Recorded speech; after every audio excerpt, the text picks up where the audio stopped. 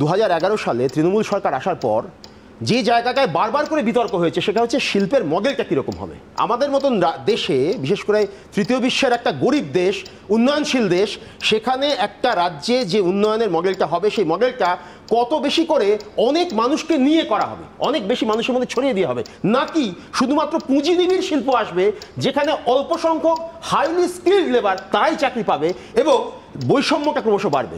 এই জায়গাটাই কিন্তু পশ্চিমবঙ্গ কি চয়েসের জায়গায় আছে? পশ্চিমবঙ্গ কি পুঁজিনিবিড় শিল্পকে না বলে ছোট শিল্প করছে? আসলে পাচ্ছে না বলে বলা হচ্ছে না। পানাগড় শিল্প তালুক, সেখানে একটার পর একটা মাঝারি শিল্প বা হয়তো বিরাট বড় শিল্প নয় কিন্তু মাঝারি শিল্প আসছে। এমএসএমই তে পরপর 4 বছর হচ্ছে আমরা গোটা ভারতবর্ষের মধ্যে সবচেয়ে বেশি এগিয়ে। আমাদের এখনো না বক্তব্যের মধ্যে নয়, আমাদের আইটি সেক্টর এক্সপ্যান্ড করছে না এরকম নয়, কিন্তু যেটা বলার কথা সেটা হচ্ছে শিল্পের যে মডেলটা নিয়ে প্রশ্নটা হচ্ছে সেই মডেলটা আজকের প্রেক্ষিতে দাঁড়িয়ে একটা বিকল্প মডেল তৈরি করার চেষ্টা পশ্চিমবঙ্গ সরকার কিন্তু করছে। সেটা হচ্ছে যে ক্ষুদ্র যে শিল্পোদ্যোগ, সেই ক্ষুদ্র শিল্পোদ্যোগ এবং মাঝারি শিল্পোদ্যোগ, এটার দিকে জোর দেওয়া এই জন্য করার চেষ্টা করছে যে যাতে এই যে ডিস্ট্রিবিউশনটা, সম্পদের যে ডিস্ট্রিবিউশন, সেই সম্পদের ডিস্ট্রিবিউশনটা অপেক্ষাকৃতভাবে একটা সাম্যের জায়গায় আসে।